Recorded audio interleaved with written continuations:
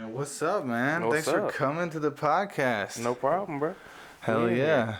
It's getting high with headliners, right? Getting high with headliners, man. It's like getting high with like barely an opener. Well, well, you know what? We're homies, so I appreciate it, man. yeah, you're working. You got your own podcast. You're making moves. Like, Yeah, man. I can bring whoever I want on here. Yeah, man. It's you. It's all you. It's all you. But yeah, man. So thank you for coming. Why don't you tell everyone your name and then just kind of tell everybody how long you've been doing comedy. All right. I'm Devon Shoemaker. I'm from Muncie, Indiana. I'm around all over Indiana doing open mics and stuff. I've been doing. The first time I did stand up was probably like 2015, and then I probably did it like once or twice, and then I gave a break for probably a year, and then I got back into it for about 6 months or so. In like 2017, I would say. And then I found out, my girl was pregnant. So I gave it a little break. Thought I might not do it again. And then I decided I was going to go. And so that's been probably like 2 years. So like altogether, probably like maybe 2.5 years. Okay, yeah. You're a little bit longer than me. I'm approaching 2 years. Okay. So about the same ballpark.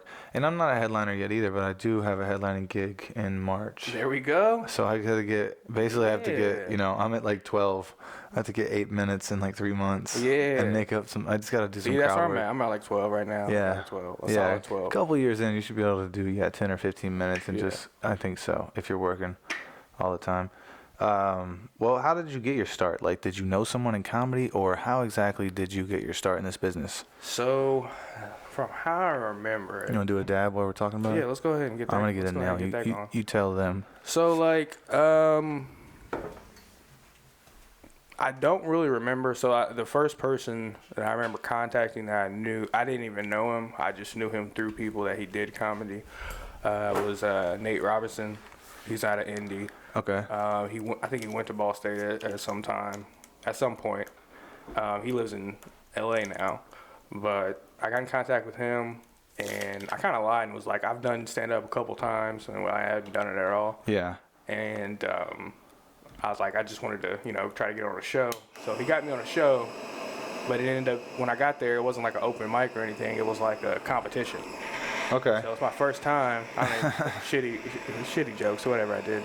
I did all right. I mean, I got some laughs, but I really, I probably bombed. I really just was, in that fear mode the whole time.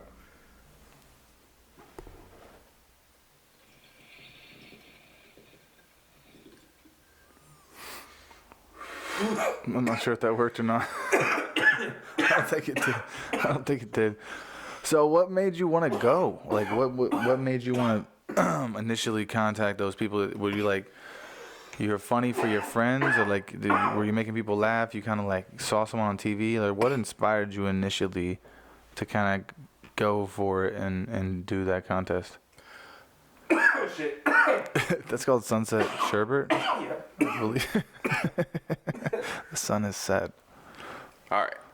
So, I always wanted to do comedy, like my whole life. Like, as long as I can remember, I've always been a fan. Oh shit! I'm not used to that dab. That's the story we usually with the dabs on the show. It's usually cough fit. So, something I wanted to do. I was going kind of like a low point, and I was like working at McDonald's, kind of hating life. And I was in Pandora, and comedy started to come up. Like Tom Segura, Hannibal Buress, Lil Rel, like things like that. And it kind of like, I had never heard of those dudes at that point, because I like kind of fell out of love with comedy. So those guys kind of like pulled me back in, and I was like, well, maybe I should try to like really start doing it. I mean, I always wanted to. So that was kind of like what led me to it. That's dope. Yeah, I'm a fan first and foremost. I think a lot of artists are, right? You had to get inspired by someone, and that's important to me. It's like, where did this start for you? Because I think that's one of the coolest parts of your journey, because we resemble the artist who we are inspired by. Right.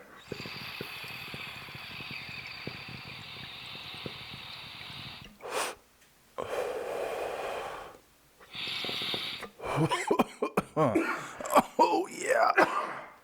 Have you ever met any celebrities in your few years in the game? It doesn't have to be in comedy either. I mean, if it could be before comedy, like, you ever met any celebs or ran into anybody famous? I met, I've opened for Ryan Miller twice.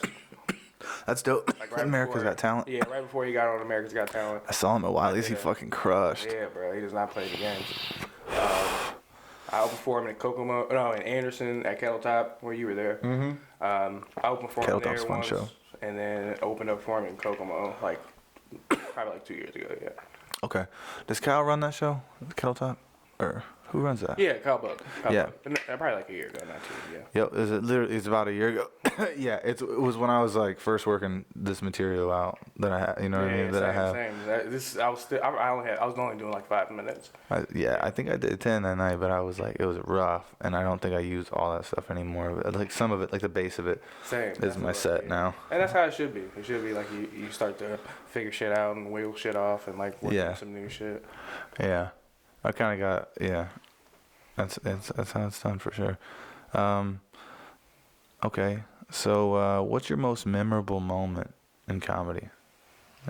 What do you remember the most about, some accomplishment or achievement, or where you're gonna quit, something brought you back? Because I think that happens a lot. Yeah, I mean, I would most memorable moment. Okay, so I think it's something personal. It's like nothing big, but I was just had like a regular open mic at Be Here Now. Wasn't that many people, and I was like doing a joke I kind of do now, and I was like in the moment, and I didn't have a punchline or anything for the joke, and then in the moment, like right then, I said a punchline. I got a dead air, and it worked, and then I was like, oh, okay, I'm like meant to do this. Like that's what I'm supposed to. So that's how I like kind of figured out like writing on stage a little bit, and like just going out there and trying to like work out an idea. Right. Yeah, and just figuring out sometimes it's like just your cadence, or it's your like it's certain ways that you'll say something, right? Yeah. And you'll hear it in yourself, and you're like, I kind of like that, and like, yeah, I'm gonna listen to you. Do you record your sets? I do. Okay. I had podcast is a lot. Another thing that got me into stand up is like I started listening to that, and then I found out podcasts, and I started listening to them talk about stand up. And so one of the things I heard is like, if you're not recording yourself, listen to yourself, and like trying to see where you can get better, then you're not really like doing stand up the right way. Right. That's for someone that I looked up to. I think that's a good way to look at it. You speaking of podcasts, you have one. I do. Off the Cuff. Off the Cuff. You guys should check out Off the Cuff. Yeah. With Calvin Turner. Yeah. Yeah. We're on a Flyover Media network. Yeah, I'd love to come over sometime. Oh, yeah, for sure. You guys let me know. We'll get it on the calendar. Definitely, for sure. Yeah. For sure. And you guys make sure you guys check that out. So, where do you get your inspiration when you're writing, I try to just be, at this point, like now that, I think like the first year or so, you're just trying to get over like the stage fright of it. Mm-hmm. Like, for me, it was. So like after I got over that and just got comfortable on stage, I'm just trying to like be myself more, like on stage, like my actual self, like not try to be a character of myself. So when I try to write, I try to not do things that like I know I don't really feel that way, or like, so I try to like just write from things I actually like and like from personal experience, and so that's where I'm kind of at with it right now. Yeah, it just makes it easier to kind of remember your jokes and stuff like that. Yeah, I'm the same way. I have a lot. I don't know if everybody's that way, but so do you. I think that everybody writes differently, but do you think that writing long form is a good idea, or do you just like to, like, I know you mentioned doing well on stage when you kind of freestyled, and I think everyone does that in a different way too. But I think it's different. Like you said, it's different for everybody. So when I first started, I would write out like long form, like every word, and then when I would trip over a word, it would like fuck me up. Okay. So then I kind of learned if I just went out there with just an idea, just a general idea, and just try to like work it out. Even if I bomb, it's just like I'm just starting an idea. So it's just like I can feel what I'm trying to say.